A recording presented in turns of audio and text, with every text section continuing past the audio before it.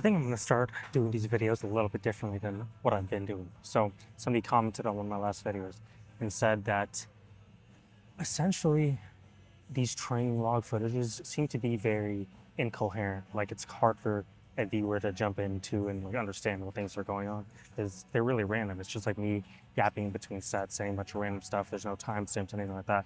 And I explained to him, I was like, the reason it's like that is because I'm not really intending for people to watch these videos. I mainly started this just as a personal training log to be able to say I have every single set recorded and I can see how the execution is changing or hopefully not changing over time, and then assess and change variables from there.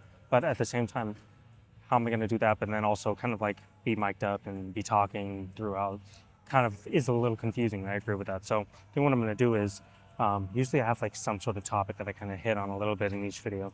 So I'm going to change it to the start of the video will maybe be an intro. I talk about whatever topic I want to discuss, and then we'll just go into straight raw training footage, just banging out sets, no talking in between. I think that'll help me like focus and lock in a little bit better too.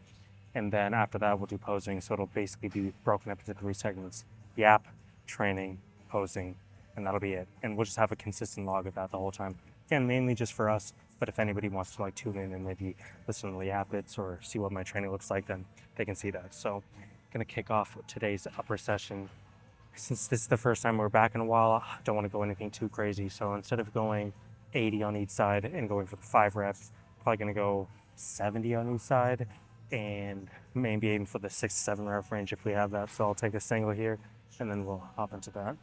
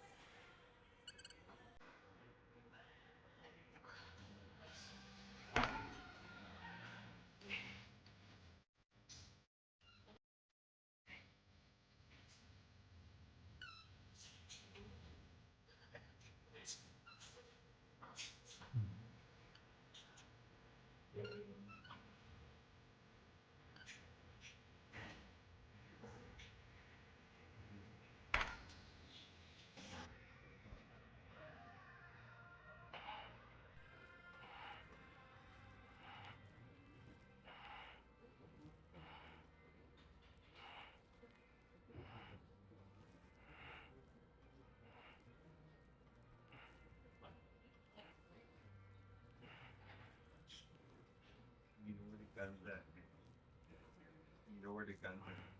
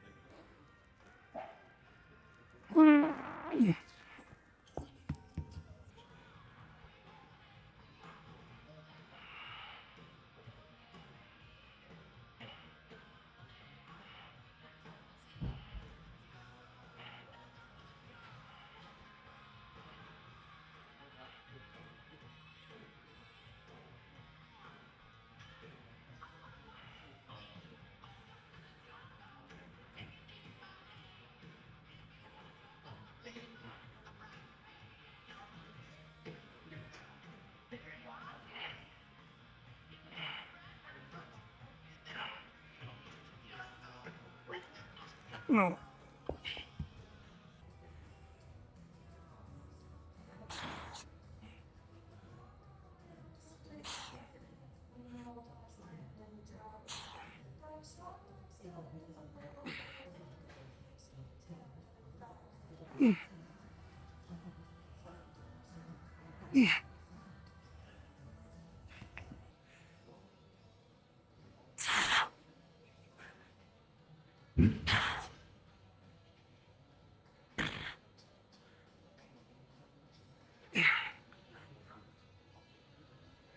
Ah. Ah.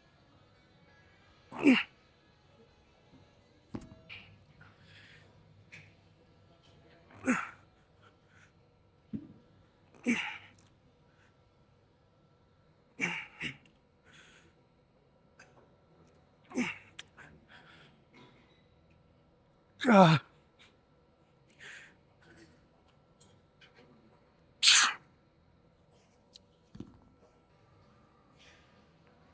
Ah.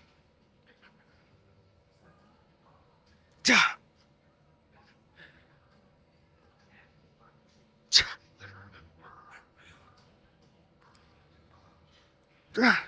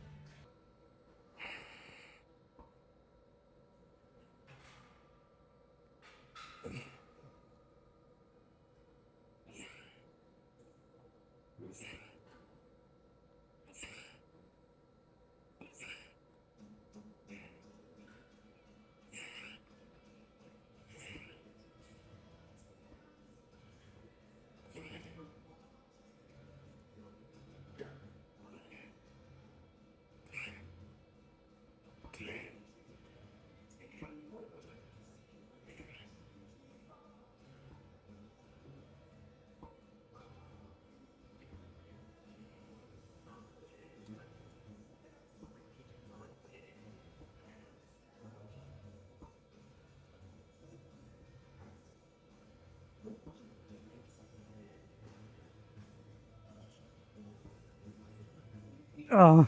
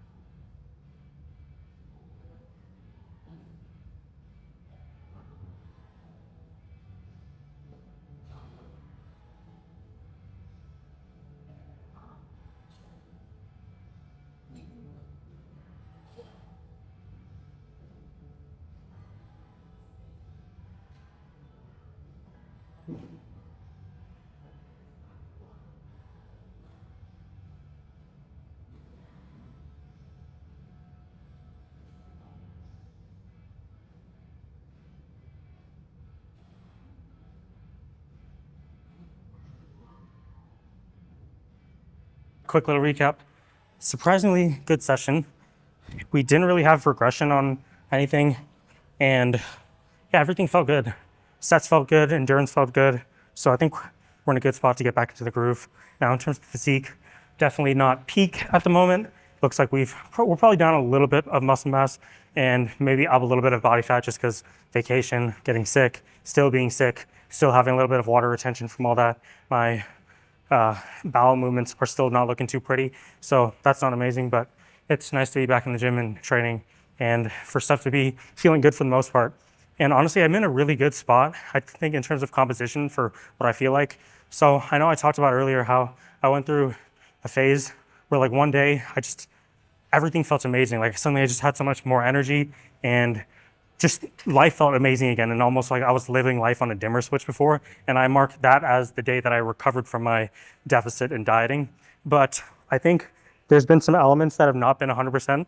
The other thing that I've noticed is even though I hit that point, my sleep, I don't want to say has been bad, but I've noticed that every day I would wake up at the exact same time no matter what time I would go to bed. And that usually ended up being around between 7 o'clock and 7:30 in the morning, regardless of if I went to bed at 3, if I went to bed at 2, if I went to bed even earlier than that. It would be always waking up at that certain time, and I would usually need to wake up, go to the bathroom, pee, and my mind would just be racing. I wouldn't be able to go back to sleep. And usually, in my opinion, that's going to be a sign of like a cortisol awakening and things like that, of where your circadian rhythm and also maybe your natural stress state might be in a little bit of a dysregulated environment, which leads to stuff like that. And that's going to happen when you are very lean and getting to contest condition, which I was nowhere near that, but maybe I was a little bit leaner than what my body wanted to be. So I noticed that over this break, when I probably put on maybe a little bit more body fat and wasn't as regimented with my dieting, I've noticed that my sleep has gone back to what it used to be, where I can sleep 9 hours straight like a baby, no wakings, no anything. Just if I go to bed at 2, I wake up at 11. I usually don't do that. If I go to bed at midnight, I wake up at 9. And it's just really smooth. Sleep has been feeling absolutely amazing. So I think I don't want to try to diet right now. I'm just going to try to hold the composition that I have for a little bit, maybe continue to push up from here. But I feel like we're in a really good spot. And especially considering how training has been feeling, sets are just feeling a little bit more like I have a little bit of extra oomph. Maybe the water retention and joints and all that kind of stuff is helping with that too. So I don't know. I think we're in a good spot, and I potentially might have been trying to stay a little bit too lean. So I'm going to continue with this, maybe spend another 2 or 3 months in this type of composition range. Don't want to let things get too out of hand and get too fluffy, but try to hold this for a little bit. And what I'll do is I'll run my blood work again in 2 months to see has LH and FSH and my cortisol levels improved at all. And then maybe I'll test my free and total testosterone. But here's a little tip. I think LH and FSH are very cheap to test. So if you've done blood work before and you've seen, okay, my testosterone levels are low, but my LH and FSH levels are also low. Sorry, my LH levels are low. This means it's likely a signaling issue. Your brain isn't sending the signal, sending enough signal to produce enough testosterone. So once you have that identified, you might not really need to test the total and free testosterone again in the future, because that's a little bit more of an expensive test. I think at Dr. Says or LabCorp, it's around $40 to $50, whereas testing LH and FSH is like very cheap. I think it's like $10. So if I go and I just test LH and FSH and I see those levels have increased, it's likely that my free and total testosterone are going to increase in proportion because we've identified what the root issue is. The other issue you could be having is sometimes if FSH and LH are normal, but your total testosterone and your free testosterone are still low, this means that there's something going wrong with the communication between the brain and the testes. So the testes are receiving the signal and they're just not interpreting it correctly, I guess you could say, or accepting the signal correctly to then respond and produce the sufficient amount of hormones and stuff like that. Again, does this really matter? Potentially not. I just like to run little science experiments on myself. So we'll come back in 2 months and check that out. But yeah, I'm going to continue to experiment with the format of these videos a little bit and kind of identify it. But I think I've figured out that I might do the initial YAP session as like a post-training recap. And I might do that like at home when I'm sitting at my desk or my studio setup. I'll sit there, record, go over a brief recap of the session, maybe like the wins, the biggest like things, if there's anything notable. And then if I have any topics that I want to talk about, similar to how I was just yapping about testosterone here, I might include that in the earlier portion of the video, and then we'll segment it, and I'll put like 3 different timestamps for the yap segment, the training segment, and then the posing segment at the end. That way we just have, again, I don't really, like, if somebody wants to watch it and get some value out of whatever I talk about, if I can communicate my thoughts coherently, that'd be great.